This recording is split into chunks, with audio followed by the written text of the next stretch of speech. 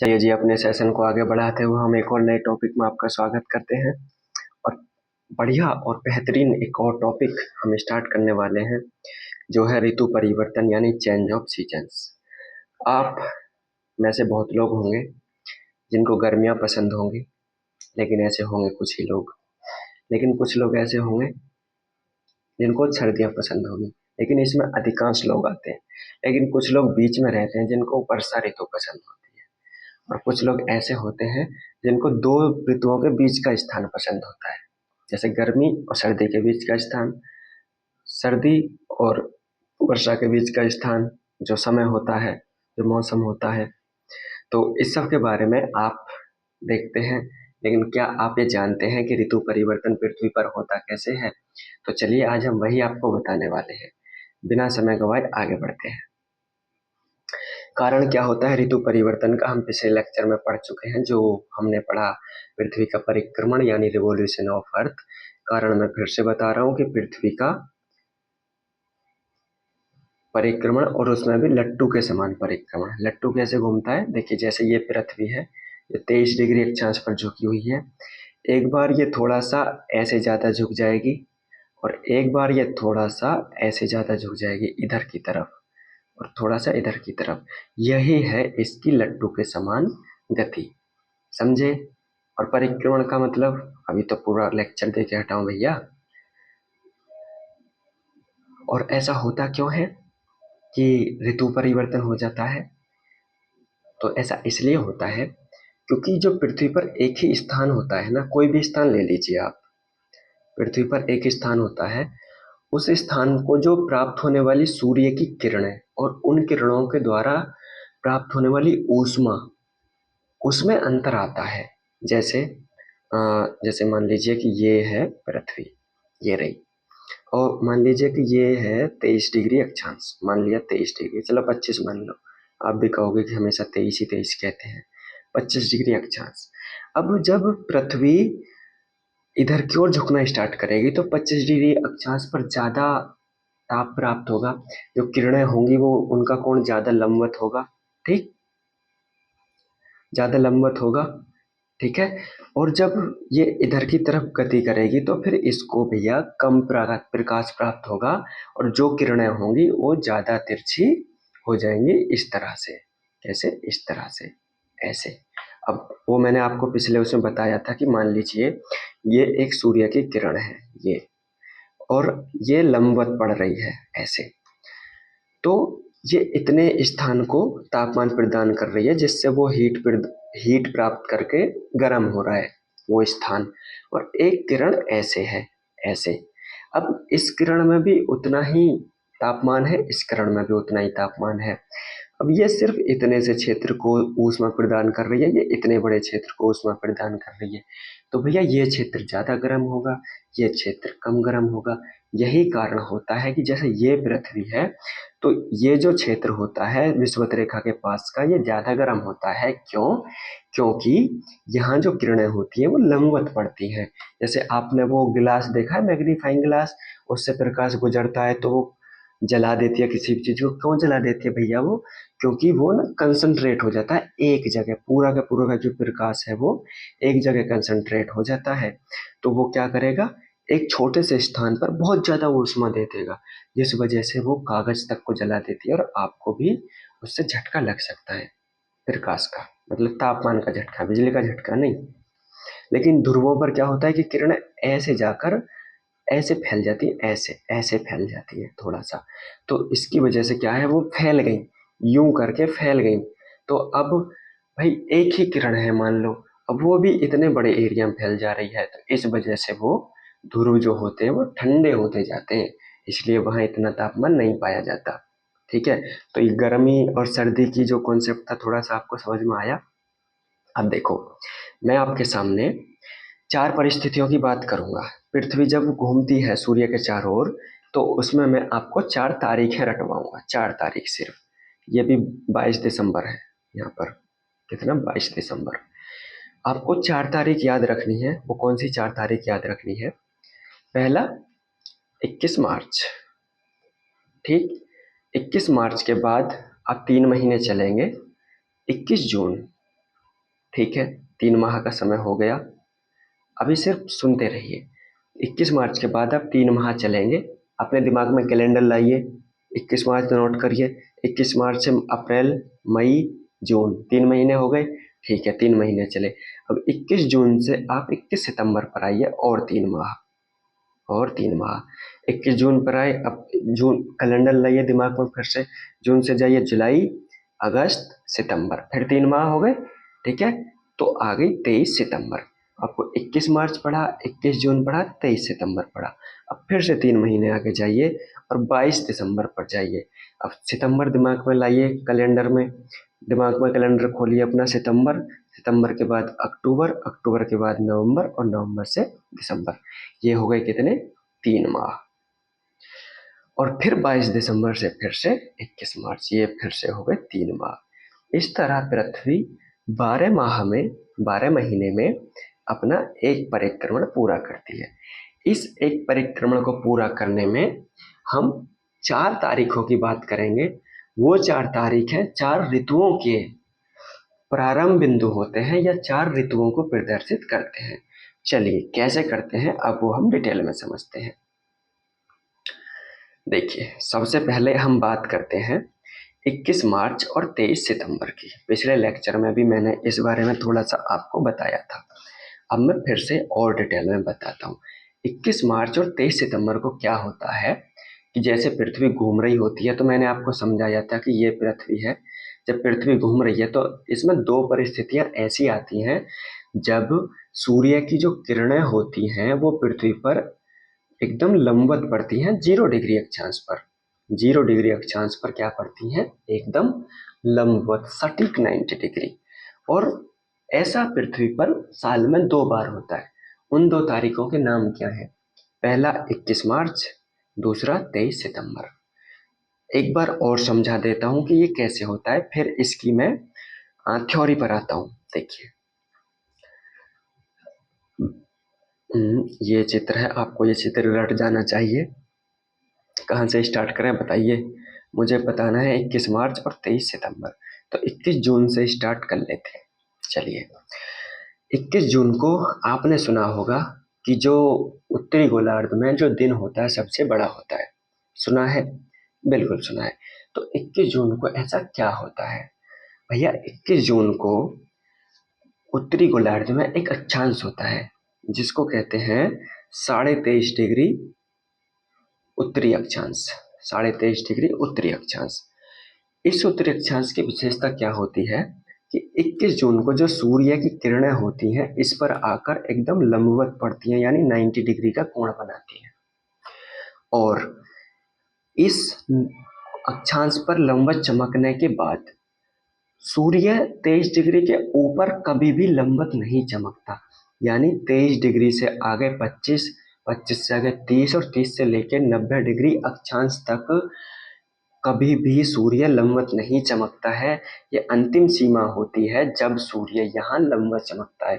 तो हमने उस डेट को एकदम नोट कर लिया और उसको एक नाम दे दिया, ट्रॉपिक ऑफ कैंसर, यानी कर्क रेखा। तो 21 जून का दिन क्यों इम्पोर्टेंट है? क्या आपको अब एकदम क्लियर है? क्या मैं मान लूँ कि क्लियर है? तो मुझे लगता है कि क्लियर होगा। अब 3 महीने बाद एक ऐसी ही परिस्थिति और बनती है। 3 महीने बाद जो सूर्य होता है, जो मतलब पृथ्वी जो होती है, ये है 0 डिग्री, ये 23 डिग्री उत्तर में, 23 डिग्री दक्षिण में। तो यहाँ तो मैंने बोला कि ये अंतिम सीमा है। अब सूर्य क्या करेगा? यहाँ से वापस रिटर्न एंट्री मारना स्टार्ट करेगा, और ये फिर से एक बार 0 डिग्री पर चमकेगा। किस पर? 0 डिग्री पर चमकेगा। तो जब ये सूर्य 21 जून से लौट रहा होता है, यानी 23 डिग्री, 23.5 डिग्री नॉर्थ अक्षांश से लौट रहा होता है 23 सितंबर की ओर, तब ये 0 डिग्री पर फिर से चमकता है। कब? 23 डिग्री को, सॉरी 23 सितंबर को। और इस प्रक्रिया में इसको 3 माह लगते हैं। मैं थोड़ा सा उस चित्र को लाना भूल गया हूँ जो कि अक्षांश टॉपिक का था। मैं देखता हूँ इसमें है क्या, शायद इसमें है नहीं। देखिए, मैं थोड़ा शायद इससे थोड़ा सा और एक्सप्लेन कर पाऊँ। देखो, जैसे ये जो अक्षांश है ना, ये है 23 डिग्री, 23.5 डिग्री उत्तरी अक्षांश। ये है 0 डिग्री और ये है 23.5 डिग्री, 23.5 डिग्री दक्षिणी अक्षांश। ठीक है, तो क्या होता है कि हमने स्टार्ट करा है यहाँ से, ठीक, हमने स्टार्ट करा है यहाँ से कि सूर्य मान लीजिए 21 जून को यहाँ चमक रहा है लंबवत। अब इससे आगे नहीं जाता है सूर्य, ध्रुवों की ओर कभी भी लंबवत नहीं चमकता।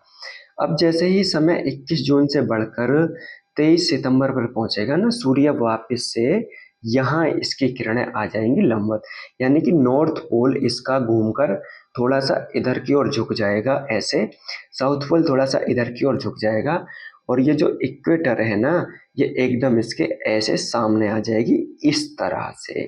भैया इस स्थिति को बोलेंगे 23 सितंबर, जब जो सूर्य होगा क्या होगा, 0 डिग्री पर लंबवत। क्या अब मैं आपको समझा पाया? ठीक है, अब 23 सितंबर को 0 डिग्री पर लंबवत आ गया, मान ली बात, 0 डिग्री पर लंबवत है। अब क्या करेगा, 23 सितंबर से फिर आगे जाओगे आप अक्टूबर में, नवंबर में। पृथ्वी तो गति कर रही है ना, परिक्रमण तो लगातार कर रही है, पृथ्वी परिक्रमण लगातार कर रही है। तो देखो ये यहाँ तो आ गई 23 सितंबर को। अब क्या है कि ये दक्षिणी ध्रुव है, ये इधर को जाना स्टार्ट रहेगा। मैंने बताया ना लट्टू की तरह गति करती है। तो एक बार तो ये इधर को झुक गई 23 डिग्री पर मैक्सिमम, अब ये इधर को झुकेगी और ये भाग इधर को जाएगा। तो इधर को जाना अभी स्टार्ट हो रहा है, और स्टार्ट होते होते एक स्थिति ऐसी आएगी, कैसी आएगी मैं बताता हूँ कैसी आएगी, कि जैसे ये सूर्य है तो ये मान लो पृथ्वी है, तो ए ऐसी, और ये है मान लीजिए 23 डिग्री, 23.5 डिग्री दक्षिणी, ये है 0 डिग्री और ये है 23.5 डिग्री उत्तरी अक्षांश। देखिए पृथ्वी जो थी वो इधर थी, मतलब पृथ्वी का उत्तरी ध्रुव इधर था, और अब पहुंच गया इधर। यही तो मैं समझा रहा हूं आपको, यही तो है लट्टू के समान गति। परिक्रमण तो ये कर ही रही है, चारों ओर तो घूम ही रही है, लेकिन चारों ओर घूमने से ज्यादा इंपॉर्टेंट है इसका इस तरह लट्टू के समान गति करना। इसकी वजह से सबसे बड़े परिवर्तन होते हैं, समझे? देखो अब जो सूर्य की ये किरणें हैं, ये यहाँ जो 23.5 डिग्री साउथ है, जो 23.5 डिग्री दक्षिणी अक्षांश है, उस पर लंबवत चमकती हैं। क्या करती है? उस पर लंबवत चमकती हैं। तो वो क्या है कि वहां सबसे ज्यादा प्रकाश प्राप्त होता है। हमने इसी को कह दिया tropic of Capricorn, tropic of Capricorn. अब देखिए अब आएगा मजा। अब ये अंतिम सीमा होती है इसकी, जहां सूर्य की किरणें पृथ्वी पर किसी भाग पर लंबवत पड़ती है। इसके बाद जो ध्रुवों तक का स्थान है 90 डिग्री, 23 साढ़े 23 डिग्री से 90 डिग्री तक का, उसमें कोई भी ऐसा अक्षांश नहीं है जिस पर सूर्य की किरणें लंबवत पड़ती हों। ठीक है, लंबवत नहीं पड़ती। अब सूर्य फिर से वापस, मतलब जो किरणें हैं फिर से वापस एंट्री मारेंगी। अब ये पृथ्वी भैया वापस से इधर की ओर झुकना स्टार्ट करेगी। अब आपको आया समझ? देखिए ये देखिए, अब क्या है कि जो 22 दिसंबर को होगा, सूर्य मकर रेखा पर एकदम लंबवत चमकेगा, जहां दक्षिणी ध्रुव इधर की ओर झुक जाएगा। अब ये हो जाएगी इसकी अंतिम सीमा। इसके बाद ये दक्षिणी ध्रुव और इधर की दिशा में नहीं झुकेगा, लट्टू के समान इतनी ही गति करेगी ये। अब ये क्या करेगी कि जब इसकी इधर की ओर गति हो गई पूरी, तो ये वापस से इधर की ओर गति करना स्टार्ट करेगा। और भैया अब आप जानते हैं कि जब ये ऐसे है और अभी सूर्य यहाँ है, और जब ये इधर की ओर झुकेगी, तो अब कौन सा स्थान आएगा? अब इसके बाद ये स्थान आ जाएगा फिर से 21 मार्च। और 21 मार्च का वो दिन है जब पृथ्वी फिर से 0 डिग्री पर लंबवत चमकती है। यही मैं आपको समझा रहा हूँ, यही मैं आपको समझा रहा हूँ। आ गए हम अपने बिंदु पर वापस। देखिए 21 मार्च एवं 23 सितंबर वो दो परिस्थितियां हैं जब सूर्य विषुवत रेखा पर लंबवत चमकता है। मेरी पॉइंट क्लियर एकदम? ये लाइन जो मैंने लिखी एकदम क्लियर है? मुझे लगता है बिल्कुल आपको क्लियर होगा, इतना समझाया है मैंने तो बिल्कुल क्लियर होगा। नहीं हो तो फिर बता देना और क्लियर कर दूंगा। देखिए दूसरा पॉइंट, ऐसी स्थिति में समस्त अक्षांशों का आधा भाग सूर्य का प्रकाश प्राप्त करता है, और जब ऐसे होगी पृथ्वी भैया, जब पृथ्वी सीधी हो जाएगी तो देखो ये वाले अक्षांशों पर तो अंधेरा रहेगा, ये तो सिंपल सी बात है। लेकिन ये वाले जो अक्षांश है उन पर क्या रहेगा, उजाला। और सभी अक्षांश थोड़ा थोड़ा ही सही लेकिन प्रकाश प्राप्त करेंगे, समझे। सभी अक्षांशों पर थोड़ा थोड़ा थोड़ा थोड़ा दिन रहेगा। लेकिन जो ये वाले हैं, जहाँ सूर्य की किरण लंबवत है वहां ज्यादा प्रकाश पड़ेगा, जो ध्रुवों की ओर है प्रकाश की मात्रा कम होती जाती है। एकदम क्लियर है कॉन्सेप्ट, एकदम क्लियर है। तो ऐसी स्थिति में नेक्स्ट पॉइंट पढ़ते हैं हम। ऐसी स्थिति में संपूर्ण विश्व में दिन और रात बराबर होते हैं। जैसे मैंने कहा आपसे पिछले लेक्चर में कि जो दिन का छोटा एवं बड़ा होना किस पर निर्भर करता है, परिक्रमण पर निर्भर करता है। अब मान लो अगर पृथ्वी ऐसी होती, वो परिक्रमण बिल्कुल भी ना करती, लट्टू के समान इधर से इधर ना झुकती, तो जो पृथ्वी के समस्त अक्षांश हैं, जो समस्त विश्व में जो पृथ्वी दिन और रात हैं वो बराबर होते। उतने ही समय का 12 घंटे का दिन होता और 12 घंटे की ही रात होती। क्यों होती, क्योंकि जो घूर्णन होता है उसके कारण होते हैं ना दिन रात। तो घूर्णन में तो ऐसा कुछ नहीं होता, घूर्णन तो अपने एकदम सपाट होता रहता है, उससे ऐसा कोई बड़ा अंतर नहीं पड़ता कि लट्टू के समय इधर से उधर हो जाए तो उससे फर्क पड़ेगा। वो तो लट्टू के समान होता है, प्लस वो सूर्य के चारों ओर घूमती है। ये दोनों प्रभाव मिलकर ऋतु परिवर्तन और बड़े बड़े परिवर्तनों के लिए जिम्मेदार होते हैं। तो ऐसी आपसे क्वेश्चन पूछ ले, ऐसी कौन सी स्थिति होती है जब संपूर्ण विश्व में दिन एवं रात बराबर होते हैं, तो वो होती है 21 मार्च एवं 23 सितंबर की स्थिति। और इन दोनों स्थितियों को विषुव कहा जाता है, यानी इक्विनॉक्स। क्या कहा जाता है, विषुव। विषुव यानी 21 मार्च और 23 सितंबर, जहां संपूर्ण विश्व में दिन और रात बराबर होते हैं और जहां विषुवत रेखा पर जो प्रकाश की किरणें हैं वो लंबवत पड़ती हैं और समस्त अक्षांशों का आधा भाग, क्या आधा भाग, क्योंकि आधे भाग पर दिन रहता है, सूर्य का प्रकाश प्राप्त करता है, थोड़ा ही सही पर करता है। अब दोनों का थोड़ा सा अलग अलग अध्ययन कर लेते हैं। जैसे पहले हम करते हैं 21 मार्च का अध्ययन। तो 21 मार्च को जो सूर्य होता है वो मकर रेखा यानी 22 दिसंबर से चलकर विषुवत रेखा पर लंबवत चमकता है। मैंने आपको यही तो समझाया अभी, देखिए यहाँ ये 22 दिसंबर है, ये बार बार तो एडिट करना पड़ता है। ये 22 दिसंबर है, यहाँ से चलेगा भाई साहब ये सूर्य और 21 मार्च पर पहुंचेगा। अभी ये जो हालात है इसके 22 दिसंबर को, कैसे हालात है, ऐसे हालात है, देखिए ऐसे। ये नॉर्थ पोल, ये साउथ पोल, ये 0 डिग्री, ये 23.5 डिग्री उत्तरी गोलार्ध में, 23.5 डिग्री दक्षिणी गोलार्ध में। और अभी यहाँ सूर्य की किरणें लंबवत चमक रही हैं और ये है इसकी आखिरी सीमा जहाँ ये लंबवत चमक सकता है। आखिरी सीमा क्यों है, क्योंकि जो दक्षिणी गोलार्ध है वो इस और ज्यादा इधर झुकाव नहीं लेगा। क्लियर है, और ज्यादा झुकाव नहीं लेगा, बल्कि इसका उल्टा होने लगता है। ये जो उत्तरी गोलार्ध है, ये उत्तरी ध्रुव है, ये इधर जाने लगता है और ये वापस से इधर जाने लगता है। जिस वजह से सूर्य की किरणें जब यहाँ लंबवत थी, फिर यहाँ लंबवत आएंगे, फिर यहाँ लंबवत आएंगे, फिर यहाँ, और 21 मार्च को ऐसा दिन आएगा जब ये फिर से 0 डिग्री पर लंबवत आ जाएंगी। तो यही तो मैं आपको यहाँ समझा रहा हूँ पढ़ाकर बताकर। देखिए 21 मार्च को मकर रेखा यानी 22 दिसंबर से चलकर विषुवत रेखा पर लंबवत चमकती हैं। 22 दिसंबर को मकर रेखा पर होता है ना सूर्य लंबवत, वहां से चलेगा फिर 0 डिग्री की तरफ जाएगा। इस समय उत्तरी गोलार्ध में क्या होती है, वसंत ऋतु। कब, 21 मार्च को। होती है कि नहीं होती है भैया, ये सर्दियों का अंत होता है 21 मार्च। 21 मार्च को ऐसा मान लो कि सर्दियां खत्म और सर्दियों के बाद क्या आता है, वसंत। तो ये वसंत की शुरुआत होती है, वसंत होता है इस समय 21 मार्च को उत्तरी गोलार्ध में। और दक्षिणी गोलार्ध में होती है शरद ऋतु, यानी कि जब देखो यहाँ जैसे ये पृथ्वी है ये और यहाँ चमक रहा है, तो यहाँ तो होती है वसंत ऋतु, यहाँ होती है शरद ऋतु। यानी ना तो यहाँ पर बहुत ज्यादा गर्मी है, ना यहाँ पर बहुत ज्यादा गर्मी है। मैंने बताया ना, क्योंकि सारे अक्षांश क्या है, समान मात्रा में प्रकाश प्राप्त करते हैं। आधा भाग अक्षांशों का प्रकाश प्राप्त करता है, और मतलब समान मात्रा में, ऐसे मत सोच लेना कि यहाँ भी समान यहाँ भी समान, मतलब सभी जो अक्षांश है सभी प्रकाश प्राप्त करते हैं। लेकिन यहाँ ज्यादा गर्मी होती है इक्वेटर पर, बाकी के जो अक्षांश है, जैसे यहाँ 23.5 डिग्री नॉर्थ पर जितनी गर्मी होगी 23.5 डिग्री साउथ पर भी उतनी ही गर्मी होगी। तो वही है कि उत्तरी गोलार्ध में बसंत ऋतु कहलाती है और दक्षिणी गोलार्ध में इस समय शरद ऋतु होती है। ये दोनों फैक्ट आपको याद होने चाहिए। आपसे सीधा पूछ लिया जाएगा कि उत्तरी गोलार्ध में बसंत ऋतु कब होती है, 21 मार्च को। उसी समय दक्षिण गोलार्ध में क्या होती है, शरद ऋतु। अब चूंकि उत्तरी गोलार्ध में बसंत ऋतु होती है, इसलिए इसको वसंत विषुव कह देते हैं।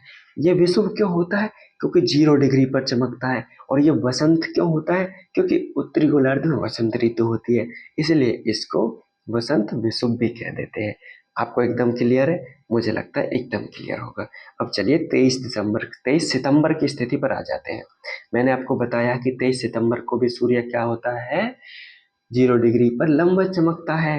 कहाँ से आता है, तो ये कर्क रेखा से चलता है, चलकर विषुवत रेखा पर लंबवत चमकता है। देखो फिर से दिखा देता हूँ ताकि आपका ये कॉन्सेप्ट एकदम क्लियर हो जाए, क्योंकि ये बहुत ज्यादा भ्रमित करता है आपको भी और मुझे भी। क्या था इसमें, तो यहाँ से चलता है और 23 सितंबर पर पहुंचता है।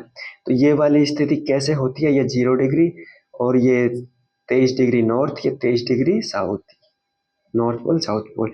तो अभी यहाँ है, ठीक है। और ये क्या है, आखिरी सीमा, यानी कि नॉर्थ पोल इससे ज्यादा इधर नहीं झुकेगा। इसके बाद ये नॉर्थ पोल इधर झुकना स्टार्ट हो जाएगा, और जब ये भैया इधर झुकेगा तो ये ऑटोमेटिकली इधर झुकना स्टार्ट हो जाएगा। और जब ये यहाँ चमक रहा है और जब ये इधर की ओर झुकेगा तो ये थोड़ा सा लंबत अभी 23 डिग्री पर थी, फिर 20 पर होगी, फिर 18 पर, फिर 15 पर, फिर 12 पर, फिर 10 पर, और अंततः फिर से ये 0 डिग्री पर लंबवत चमकेंगे। और इसमें इसको 3 महीने का टाइम लग जाता है। और वही दिन क्या कहलाता है, वही दिन कहलाता है 23 सितंबर। समझ गए भैया, समझ गए। लेकिन परिस्थितियां थोड़ी सी उल्टी होती हैं। क्यों होती हैं उल्टी, क्योंकि अभी अभी उत्तरी गोलार्ध से ये चल कर आ रहा है। तो उत्तरी गोलार्ध में होती है शरद ऋतु। क्या होती है, शरद ऋतु।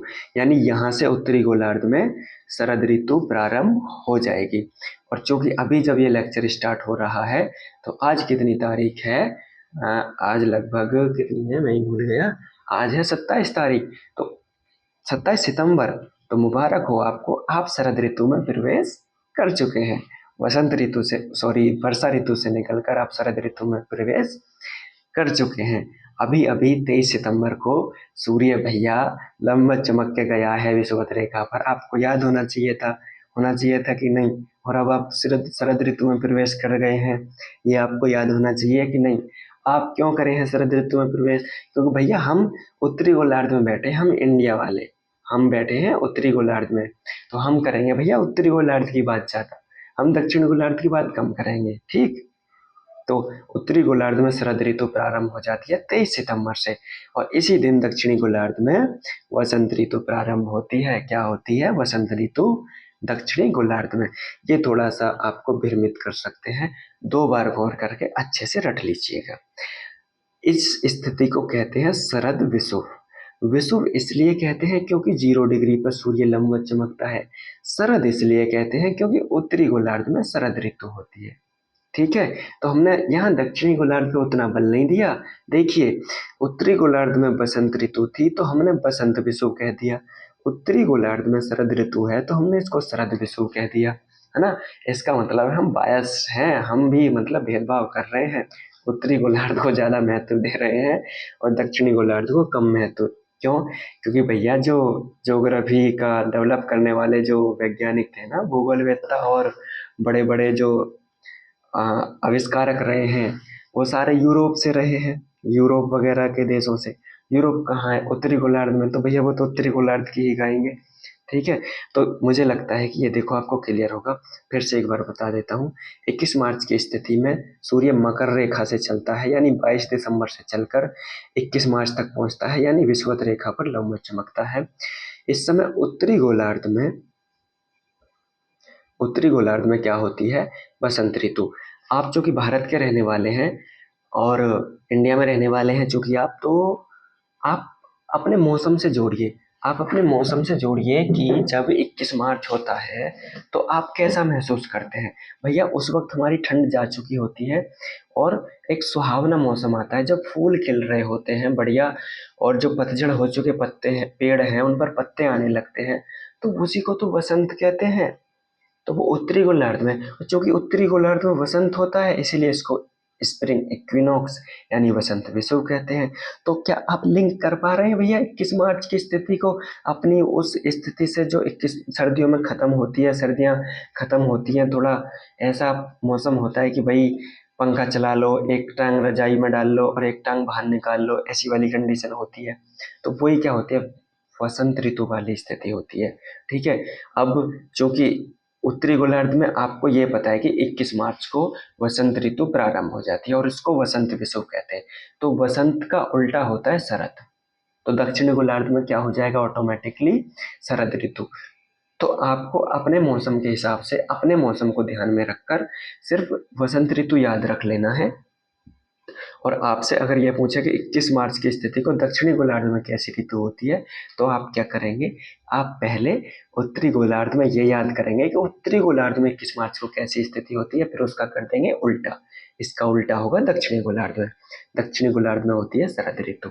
वैसे ही आप 23 सितंबर की स्थिति के साथ करेंगे। अब आप 23 सितंबर, अभी तो सितंबर चल ही रहा है, तो अब क्या होगा, मैंने बताया कि सूर्य कर्क रेखा से चलेगा यानी 21 जून की स्थिति से चलेगा और विषुवत रेखा पर लंबवत चमकेगा। ठीक है। तो इससे क्या होगा, उत्तरी गोलार्ध में आएगी शरद ऋतु। 23 सितंबर को 21 गोलार्ध में, सॉरी, उत्तरी गोलार्ध में शरद ऋतु प्रारंभ हो जाती है। तो भैया आप अपने दिमाग में आप सितंबर का महीना लाइए और देखिए कि कैसा मौसम होता है। सर्दियां आने को होती हैं, गर्मियां जाने को होती हैं, और वर्षा मतलब वर्षा ऋतु समाप्त होने को होती है। तो इसको क्या बोलते हैं, शरद ऋतु। क्या बोलते हैं इस स्थिति को, शरद ऋतु। तो 23 सितंबर को आप शरद ऋतु से जोड़ लेंगे क्योंकि सर्दियां आने वाली है। ठीक है। ये क्या है, उत्तरी गोलार्ध की बात चल रही है। और चूंकि उत्तरी गोलार्ध में शरद ऋतु होती है इसलिए इसको शरद विषुव कहते हैं। विषुव कहते हैं क्योंकि 0 डिग्री पर यानी विषुवत पर लंबवत चमकता शरद कहते हैं, क्योंकि उत्तरी गोलार्ध में शरद ऋतु होती है। अब आपसे पूछे कि 23 सितंबर को दक्षिणी गोलार्ध में कैसी ऋतु होती है, तो आप क्या करेंगे, 23 सितंबर को पहले उत्तरी गोलार्ध में याद करेंगे कैसी होती है। तो उत्तरी गोलार्ध में 23 सितंबर को ठंड आने वाली होती है यानी कि शरद ऋतु होती है। तो अब इसका उल्टा कर दीजिए, जब उत्तरी गोलार्ध में शरद है, दक्षिणी गोलार्ध में कैसी होगी, वसंत। मुझे लगता है कि मैंने आपको ये अच्छे से समझा दिया। तो 2 परिस्थितियां आपने याद कर ली। अब मैं आपको लेके चलता हूँ एक तीसरी परिस्थिति पर, जहां से हमने स्टार्ट किया था। वो किया था 21 जून की स्थिति से। तो भैया देखो, जब यहाँ है सूर्य, कहाँ, 21 मार्च को, 21 मार्च से अब हम शुरू कर लेते हैं। 21 मार्च को अभी हमने पढ़ा है पूरा क्लियर डिटेल में। कहाँ चमक रहा है भैया, 0 डिग्री पर चमक रहा है। और अब ये है 21 मार्च की स्थिति, ये वाली, ये है नॉर्थ पोल, ये है साउथ पोल, ये 0 डिग्री है, 23 डिग्री, 23.5 डिग्री उत्तरी अक्षांश या 23.5 डिग्री दक्षिणी अक्षांश।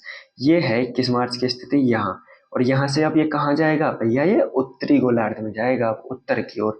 यहाँ उत्तर की ओर जाने का मतलब है कि जो उत्तरी गोलार्ध है वो सूर्य की तरफ झुकेगा। ठीक, तो ये होती है 21 जून वाली स्थिति की, यानी कि ये जो उत्तरी ध्रुव है ना इसका, ये अब सूर्य की तरफ झुकना स्टार्ट होगा। देखो ये झुकने लग गया। ऐसे कैसे, ऐसे ऐसे ऐसे ऐसे ऐसे, ये झुक गया। ये है 23.5 डिग्री उत्तरी अक्षांश। समझ गए, समझ गए भैया कि नहीं समझे। कहाँ से चल के आता है 21 जून के लिए, भाई जून से पहले क्या आता है, जून से पहले मार्च आता है, तो मार्च से ही तो चल कर आएगी पृथ्वी 21 जून के लिए। आएगी कि नहीं, बिल्कुल आएगी। एकदम कनेक्ट करते हुए चलना है, ऐसे रटना नहीं है, सिर्फ कनेक्ट करोगे तभी ज़्यादा अच्छे से समझोगे। तो 21 जून की स्थिति को पढ़ते हैं हम। 21 मार्च के बाद, और 21 मार्च को क्या होती है, विषुव की स्थिति। कैसी स्थिति, 21 मार्च को कैसी स्थिति होती है भारत में, बसंत वाली, तो बसंत विषुव की स्थिति। 21 मार्च के बाद सूर्य विषुवत रेखा से चलकर कर्क रेखा की ओर बढ़ता है और 21 जून को वह कर्क रेखा पर पहुंच जाता है। 21 मार्च से चलना प्रारंभ करता है और 21 जून को वह कर्क रेखा पर पहुंच जाता है, जिससे उत्तरी गोलार्ध में ग्रीष्म ऋतु का आगमन होता है। तो 21 जून से आप मान लीजिए कि अब जो उत्तरी गोलार्ध है यानी आपके देश में ग्रीष्म ऋतु का प्रारंभ हो गया है। और ये ग्रीष्म ऋतु कब तक रहती है? तो ये रहती है 23 सितंबर तक। अब आपको ये चक्र है ना एकदम छपता जा रहा होगा दिमाग में, छाप दूंगा बिल्कुल मैं, देखना छप जाएगा लास्ट तक कि 21 मार्च से चले हम कहाँ पहुंचे 21 जून पर। 21 जून को कहाँ चमक रहा भैया? उत्तरी गोलार्ध में कैसी ऋतु आ गई? ग्रीष्म ऋतु। उत्तरी गोलार्ध में गर्मी आ गई। क्यों? क्योंकि जैसे ये है 23.5 डिग्री उत्तरी अक्षांश, जब यहाँ लंबवत चमक रहा है तो इसके आसपास के क्षेत्र में क्या हो जाएगी भैया? गर्मी हो जाएगी, तापमान बढ़ जाएगा। इसलिए उत्तरी गोलार्ध में ग्रीष्म ऋतु का आगमन होता है। अब आपसे कोई पूछ ले 21 जून को दक्षिणी गोलार्ध में कैसी स्थिति होती है, तो यहाँ कैसी है ग्रीष्म, तो उसमें मतलब दक्षिण गोलार्ध में कैसी हो जाएगी? शीत। बात खत्म, उल्टा कर दो। क्यों नहीं कर दोगे? बिल्कुल कर दोगे। चलिए आगे बढ़े। तो आपको समझ में आया 21 मार्च से चल देता है और उत्तरी गोलार्ध में क्या आ जाती है? ग्रीष्म ऋतु का आगमन हो जाता है, यानी ग्रीष्म ऋतु प्रारंभ हो जाती है और उत्तरी गोलार्ध में दिन की अवधि बढ़ने लगती है। 21 मार्च के बाद उत्तरी गोलार्ध में दिन की अवधि बढ़ने लगेगी और 21 जून को जाकर ये क्या हो जाएगा? उत्तरी गोलार्ध में सबसे बड़ा दिन। सबसे बड़ा दिन। एक बार और समझा दूं, मेरा मन नहीं मान रहा है, मैं एक बार और समझा देता हूँ। देखिए, ये है पृथ्वी, ये है अक्ष, ये है 0 डिग्री, ये है 23.5 डिग्री अक्षांश, 23.5 डिग्री उत्तरी अक्षांश, ये है 23.5 डिग्री दक्षिणी अक्षांश। अक्षांशों के बारे में हम पढ़ चुके हैं। ठीक, अभी जो सूर्य चमक रहा है वो यहाँ है 0 डिग्री पर। ये है 21 मार्च। 21 मार्च के बाद आता है 21 जून और जून के बाद 21 जून, ठीक है। तो 21 मार्च के बाद सूर्य उत्तरी गोलार्ध में चलना प्रारंभ करता है। किसमें? उत्तरी गोलार्ध की ओर चलना प्रारंभ करता है। और ये एक्चुअली सूर्य सूर्य नहीं चलता है, वहां पे चाहता हूँ जो पृथ्वी है वो, उसका जो उत्तरी गोलार्ध है वो सूर्य की ओर झुकाव लेना स्टार्ट करता है। क्या करता है? सूर्य की ओर झुकाव लेना स्टार्ट करता है।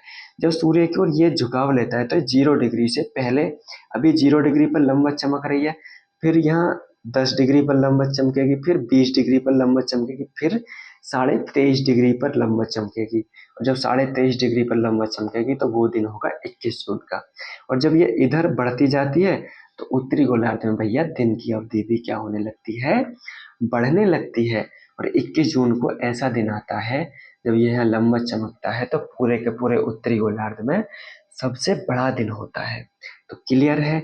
अब ये मैक्सिमम पॉइंट है, जितना झुकना था ये इतना ही झुकेगा, इतना ही झुकेगा कि फिर सूर्य की किरणें यहाँ तक लंबवत पड़ सके 23.5 डिग्री उत्तरी अक्षांश तक।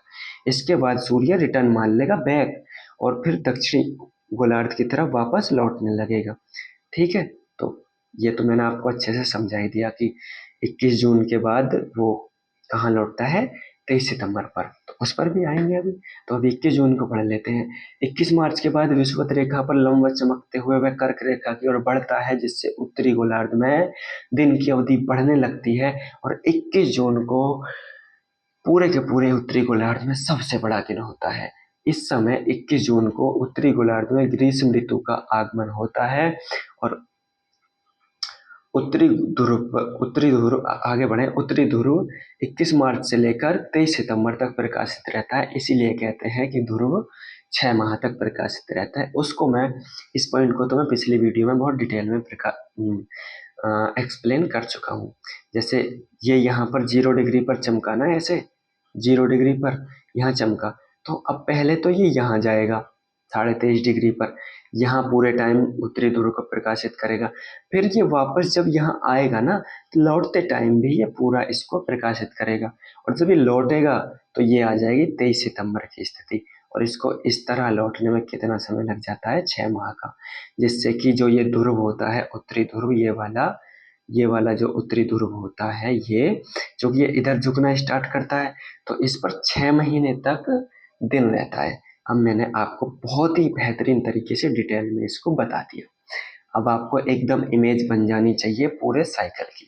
अब मैं आपको सिर्फ फैक्ट्स पर बात करूंगा, इनसे जुड़े हुए जो क्वेश्चंस आते हैं उन पर समझाने वाला काम पूर्ण हुआ।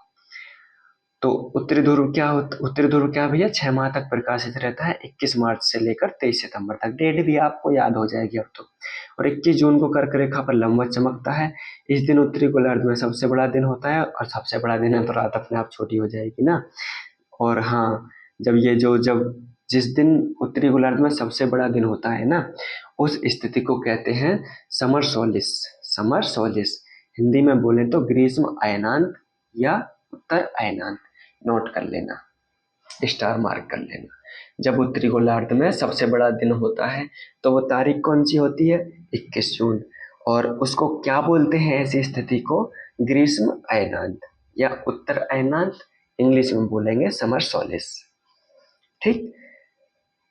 और इस समय उत्तरी ध्रुव का सूर्य की ओर अधिकतम झुकाव होता है। ये तो पॉइंट मैंने आपको कई बार समझा दिया कि सूर्य यहाँ तक झुकेगा, ये 0 डिग्री 23 डिग्री 23 डिग्री दक्षिण अक्षांश। सूर्य जो यहाँ तक झुकता है, मतलब पृथ्वी जो यहाँ तक झुकती है, ये अधिकतम होता है। इसके बाद पृथ्वी और झुकाव इधर नहीं लेती है, ये उत्तरी ध्रुव का अधिकतम झुकाव होता है। इसके बाद ये उत्तरी ध्रुव वापस से रिट्रीट करता है, वापस जाने लगता है, और फिर दक्षिणी ध्रुव इधर आ जाता है सूर्य की तरफ। ठीक, चलो आगे फैक्ट पर बात करते हैं।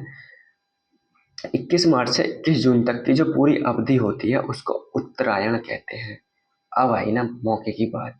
अब आपको एक चीज जान लेनी चाहिए कि ये जो स्थिति होती है ना 3 माह की, मात्र 3 माह की, जब ये पृथ्वी पर सूर्य की किरणें 0 डिग्री पर लंबवत पड़ने से लेकर 23.5 डिग्री पर लंबवत पड़ने तक की जो अवधि होती है उसको क्या बोलते हैं? उत्तरायण।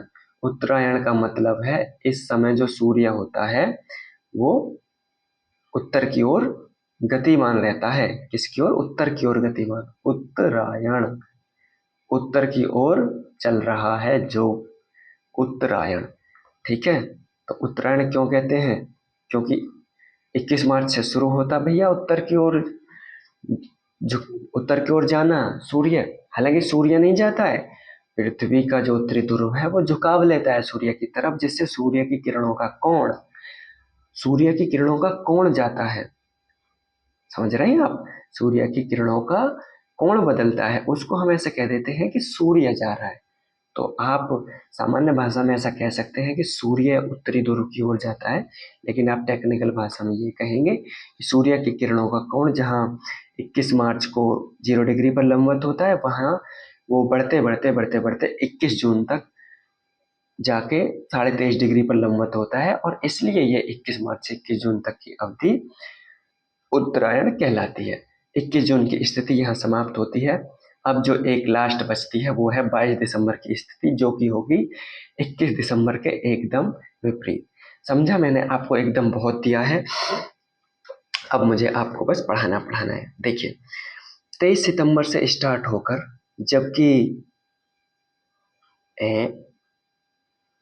हाँ 23 सितंबर को सूर्य, ये कर्क रेखा नहीं होगा, मैं यही तो सोच रहा हूँ कर्क रेखा कैसे हो सकता है, ये विषुवत रेखा होगा। यहाँ क्या होगा? विषुवत रेखा। करेक्शन कर लेना भैया इसे। 23 सितंबर को सूर्य विषुवत रेखा पर लंबवत चमक कर सूर्य मकर रेखा की ओर बढ़ता है। चलो एक बार और बता देते हैं भैया, लास्ट है ये, जा ही रहे हैं तो जाते जाते और समझा देते हैं। ये देखो 23 सितंबर को जो स्थिति है इस तरह है, ये नॉर्थ पोल, ये साउथ पोल, ये 23 डिग्री उत्तरी अक्षांश, ये 23 डिग्री दक्षिणी अक्षांश। 23 सितंबर को सूर्य यहाँ चमक रहा है, और अब जो ये साउथ पोल है ना, ये करेगा सूर्य की ओर गति, और ये नॉर्थ पोल जाएगा सूर्य से दूर, तो ये झुकेगा। तो ये 21 यानी 22 दिसंबर को ऐसी स्थिति आ जाएगी। कैसी स्थिति आ जाएगी? देखो बना दो चित्र, बना दो जी, ये लो बना दिया है, ऐसी वाली।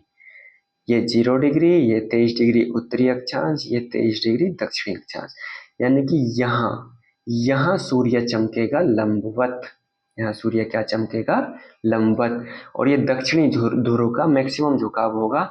तो इसके बाद 23.5 डिग्री के बाद कोई भी ऐसा अक्षांश नहीं होता जो सूर्य की किरणों को लंबवत प्राप्त करता हो। ठीक, समझे गए।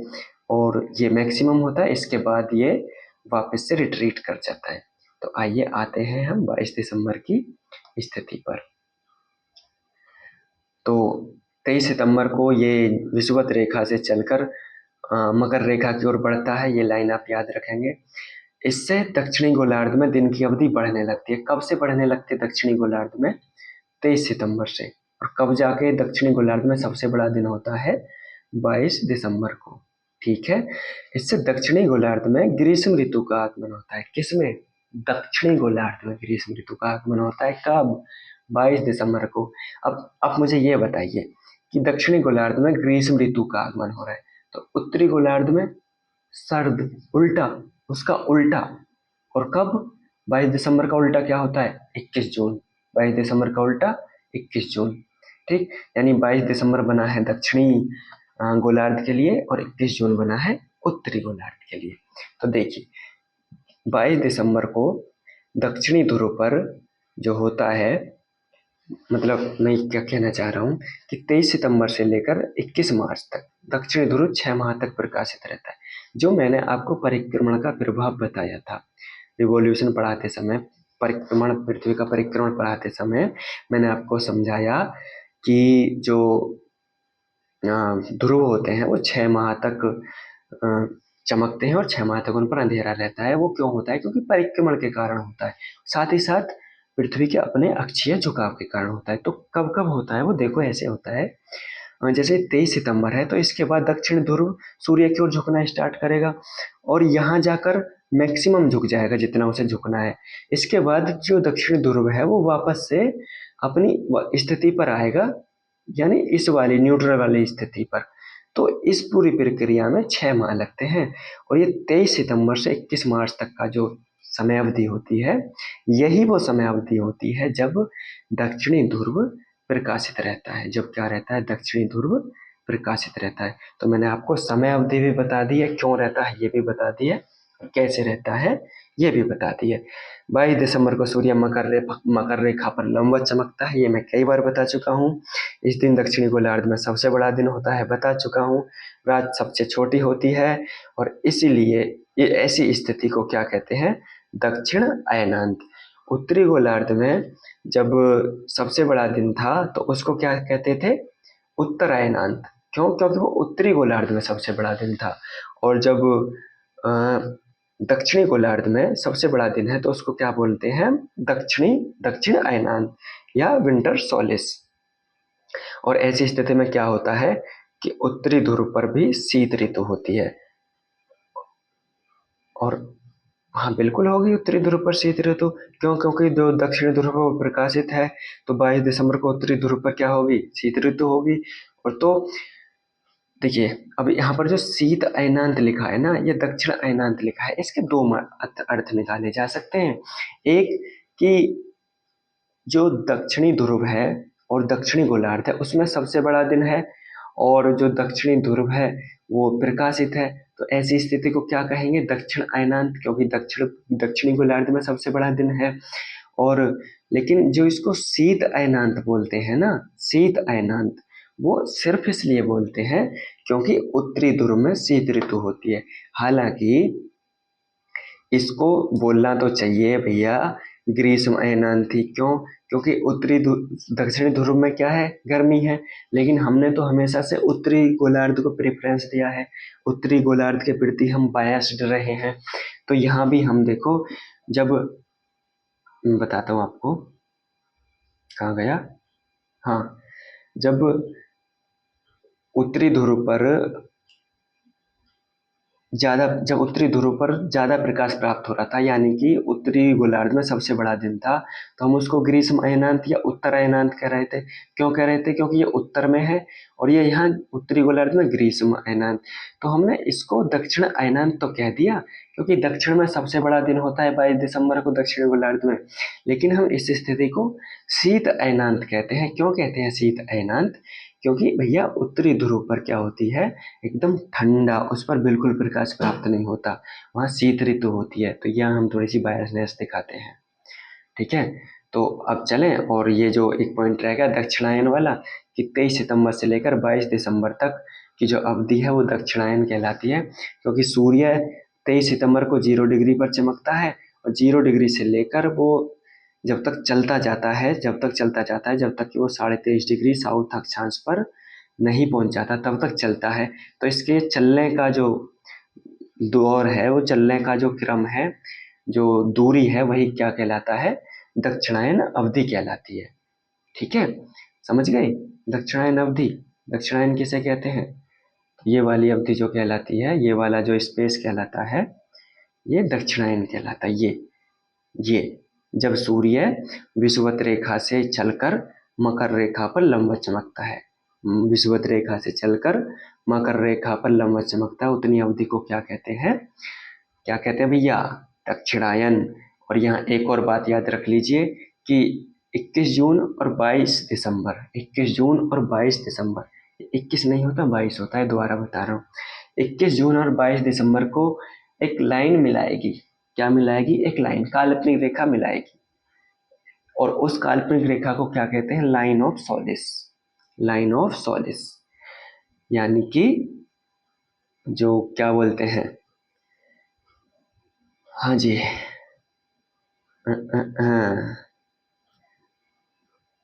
जो शीत अयनांत वाली स्थिति को, मतलब ग्रीष्म अयनांत वाली और शीत अयनांत वाली स्थिति को मिलाने वाली रेखा क्या कहलाएगी, लाइन ऑफ सोलिस। आप ऐसे याद रखना, 21 जून और 22 दिसंबर को मिलाने वाली रेखा क्या कहलाती है, लाइन ऑफ सोलिस। चलिए, ये सेशन काफ़ी लंबा हो गया, लेकिन मैंने इसमें आपका एक ऐसा इम्पोर्टेंट कॉन्सेप्ट क्लियर कर दिया है जिसको, मतलब बहुत ही कंफ्यूजिंग वाला स्टेट होता है भाई, ये दिमाग खराब कर देता है, और मुझे उम्मीद है कि मैं आपको समझाने में कामयाब रहा हूँगा। चलिए, आप ऐसे ही पढ़िए, मस्त रहिए, खुश रहिए, नौकरी लीजिए, घूमिए फिरिए, शादी करिए, बच्चे करिए, और प्रसन्न रहिए। धन्यवाद।